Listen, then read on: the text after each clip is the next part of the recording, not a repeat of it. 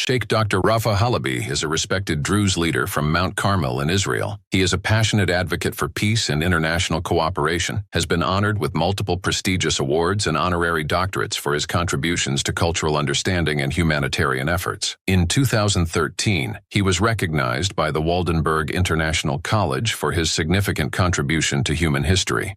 Dr. Rafa Halabi has received honorary titles from the Al-Hafez Academy for Culture, Literature, and Arts, Egypt, the Naharine International Cultural Academy, the American International Academy, and an international organization based in Warsaw, where he serves as the organization's official representative in Israel. In addition, he has been repeatedly recognized as Person of the Year by international organizations for his efforts in promoting peace and strengthening global communities.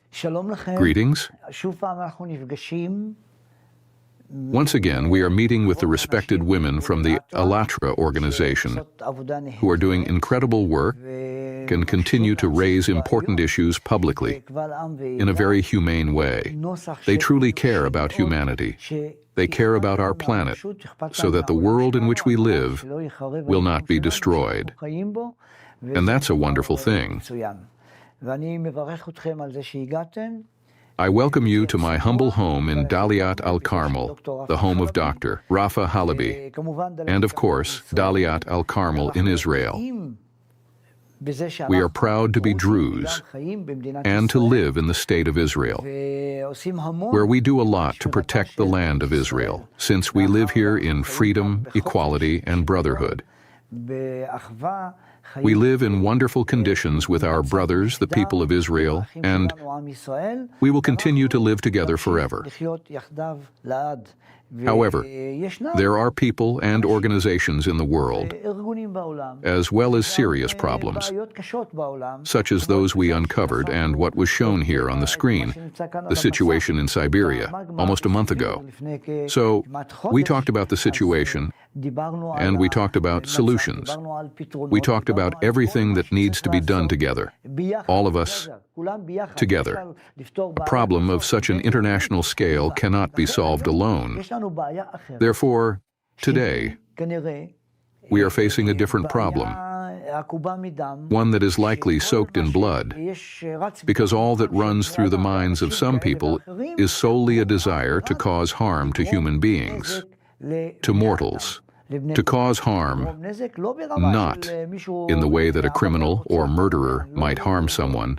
No, this is about an organization that poses a direct threat to small religious denominations and minority groups, just as it was when the Nazis, driven by their ideology, came to power and began exterminating people. They started with the Jews and intended to move on to other peoples, but God cut short all their dreams, and they were scattered across the world. Today, they are in Russia, primarily because their center, Ratziers, is based in Russia. That's the organization causing the same problems the Nazis did. These people, who are doing today the same things the Nazis did, are their disciples, or you could say their successors. They've studied, absorbed, and internalized the most destructive ideology aimed against humanity.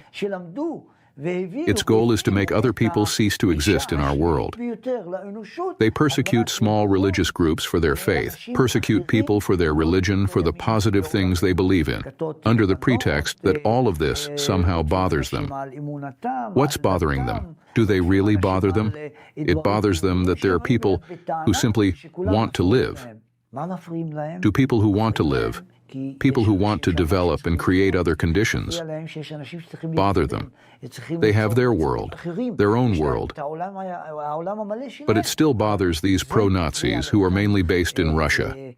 The disciples of that ideology are also present in Denmark, Germany, France, elsewhere in Europe, and in the United States. But in fact, their headquarters, Ratziers, is in Russia. And to my great regret, some of them, allegedly naive, pretend to be innocent, quiet, but still waters run deep. Therefore, they rise through the ranks, reaching key positions and critical roles within the Russian government.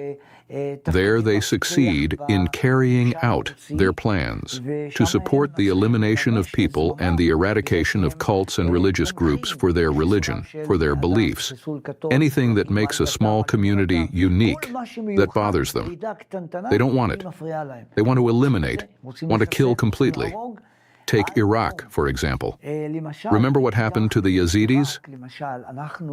600,000 Yazidi men were slaughtered, burned, and shot in cold blood. And not only that, their women and daughters were taken and sold at the slave market in Baghdad. No one wants to believe it, but there are still photos to this day. This didn't happen 200 or 300 years ago. It happened yesterday, the day before. It happened less than 10 years ago. This is something terrible. A threat to our humanity and to the existence of small, unique religions and groups. Take, for instance, the Druze, who are currently in a dire situation in Syria. They are persecuted, killed, oppressed everywhere, and constantly face problems. All of these evil inspirations come from the same Nazi-like ideology, from the same body, the same organization that has existed for 30 years now. So, this entire negative force, the most harmful one, targets human beings, and it is also supported by the Russian Orthodox Church. This in itself is extremely dangerous for humanity. After all, our world is like an olive tree. First, it offers shade. Second, it bears fruit. Third, birds, animals, and people alike can make use of it and enjoy its presence, not only because of its beauty, but because of what it offers us. And the whole world must look at the greenery of the olive tree, so that our entire world becomes green, a world full of beautiful, good life. According to many studies I've read, dozens of them, humanity on the whole occupies only about 5% of the landmass of our planet. 95% of our landmass is uninhabited. No cities, no people, no villages, nothing. Maybe a few roads that people pass through, yes, and deserts. But there are no human beings living in those deserts. So if we want to transform our world and save it from becoming one vast, dry desert, we must first begin with human beings. A human who wants to kill, eliminate, and destroy others, people, religious movements, and communities. They must be dealt with. Maybe they are mentally ill and need psychiatric treatment of some kind. Maybe they're backed by financial sponsors. Then the sources of that funding reaching them must be cut off. Take the Druze in Syria, for example. They are suffering in horrifying, unbearable ways at the hands of those Islamic fundamentalists who claim to be messengers of God sent to establish a new world order. They say they must cleanse our world of all these infidels. By the way, the so-called infidels are not just the Druze, it's also you. Because in their eyes, anyone who is not a Muslim is an infidel. But that's not written anywhere, not in the Quran, not in any other source. The main problem of these people lies in their mindset. They seek to destroy, to interfere, and ruin other people's lives. They are incapable of accepting or understanding someone who holds a different opinion or has a different worldview. They are simply narrow-minded people, lacking wisdom and unable to keep up with the modern world. Today, we are living through a difficult time. We are at a critical point. If the issues we raise, such as Nazism, the magma plume in the heart of Siberia, and a few other important matters we'll discuss later, are not addressed, we will cease to be us. What does us mean? Us is just a small speck in the world, but the entire world will face a severe crisis. For example, If this magma in Siberia erupts, it's about 6,000 kilometers from Israel. We'll feel the eruption's impact here in our country within a week to 10 days. God forbid that ever happens. God forbid truly.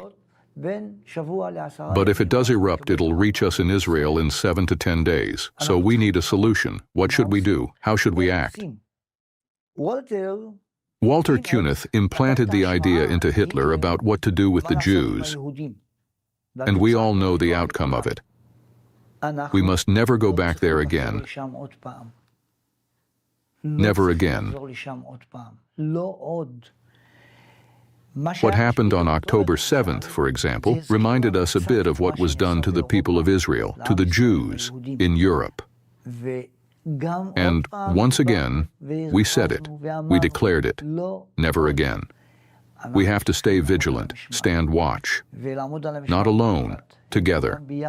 Anyone who obstructs humanity's right to live, develop, and progress because of outdated prejudices, he is trailing behind the rest of humanity by not some 500 regular years, but 500 light years. Such people have no place in our world. We can't stay silent anymore. We can't let others stay silent. We have to speak up. We have to raise these issues. We have to speak out. As human beings, we want humane solutions. Like I said, maybe these people need psychiatric treatment. These are sick people. Anyone who wants to kill an innocent person, someone who has done nothing bad in this world, might be mentally ill and need to be treated. We need to move in that direction because we are human beings. And as long as we have humaneness, we have a responsibility. We must find solutions because in 10 years, we will have no solutions. Once this idea takes root and becomes ingrained deep in people's hearts, take Dvorkin, for example, the head of the Ratseers in Russia. He learned from the followers of Hitler, may his name be erased and his memory fade, who in turn drew ideas from Walter Kuenneth. And now Dvorkin is creating cells all over the world to expand his influence. Some of his people have even made it into key positions of power in Russia. And the war in Ukraine, it's not because someone decided that Americans were influencing something, or because Zelensky wanted to align with the West or the East. No. That's bullshit. That's just a narrative for the media. To talk, write, and fill the pages of newspapers and websites. But at its core, this whole story started because they want to wipe out the people who live inside Ukraine. And to the Russians, who number over 140 million, people living in Ukraine are seen as just a small group, like a tiny cult they believe needs to be destroyed.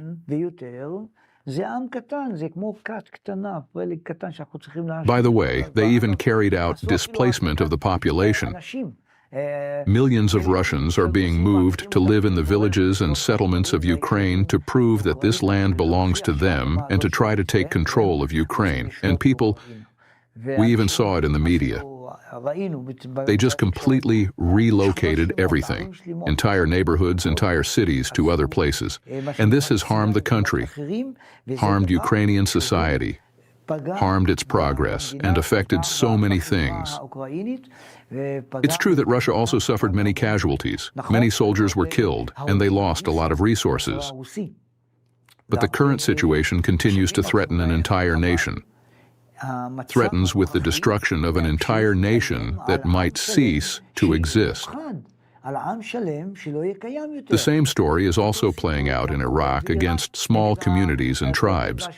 And these people who are fighting against the communities, because these communities bother them, they just brand them with all sorts of labels and make extremely negative accusations. They might even accuse them of raping women or say their religion is wrong, that the way they worship God is wrong. One demonization after another.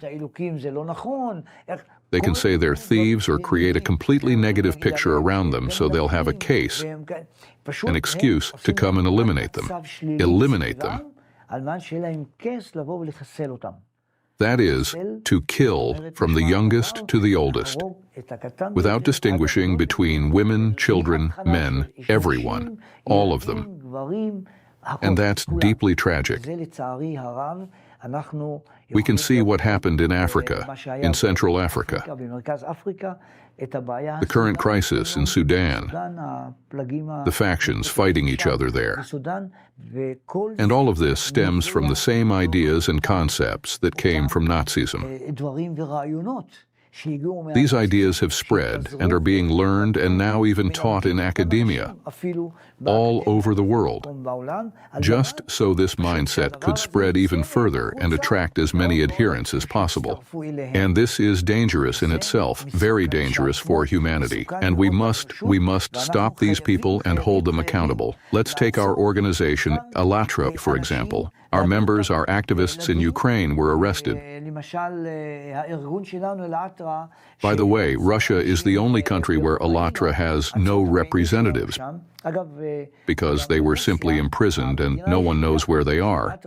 And it's only in Russia. In all the other places in Europe, in every other country, our organization is active, functioning, and present. There are people who are joining and supporting the organization, and we will continue doing this right, clean, and good work, always. Because only in this way can we save our world. There is no other way that I know of. Silence is good for other things. Inaction is fine when it's time to rest. But to stay silent in the face of genocide, to stay silent about the murder of religious groups, to stay silent about the murder of children and women in this world, none of us should stay silent. We must raise the issue, bring it to the surface. And all those who are stirring up trouble against cults, against religious communities, against small peoples, they will face our counteraction. They will find us standing against them everywhere. We will spread and present the problem to all nations, and especially to the United Nations, which has great power. They have resources, they have an army, and weapons. They must intervene in certain cases. It's not enough to just say, we're doing something, and that's it. We need the involvement of people with power and authority at the international leadership level so that we can solve problems and solve this one. Dvorkin will continue doing what he does, spreading this evil, unless someone steps in to stop him. Unless someone comes forward and tells him, you're wrong. But as long as no one has pointed out their mistakes and their crimes, what they are doing to us and to humanity, we must continue to fight. People must fight for their freedom, for their rights. Because it's wonderful to live in freedom and in liberty when all the religious groups live in freedom and liberty, when they are their own masters. However, now they may face threat to their lives from those factions or individuals who wage war against religious communities or minorities. There's a woman in Ukraine named Irina Kremenovska. So she went after activists from our organization and sued them. She filed complaints against them, claiming they are enemies of Ukraine, enemies of the Ukrainian people. But how, for heaven's sake? How do people fail to see the connection between things? This Irina, she is simply a traitor to the Ukrainian people. She is a traitor. Why? Because she's the one helping and assisting Alexander Dvorkin with everything he wants to do. They started brainwashing students in schools and in universities by giving lectures. They implant their ideas into them to build a large army of people who will be just like them and who will think like them.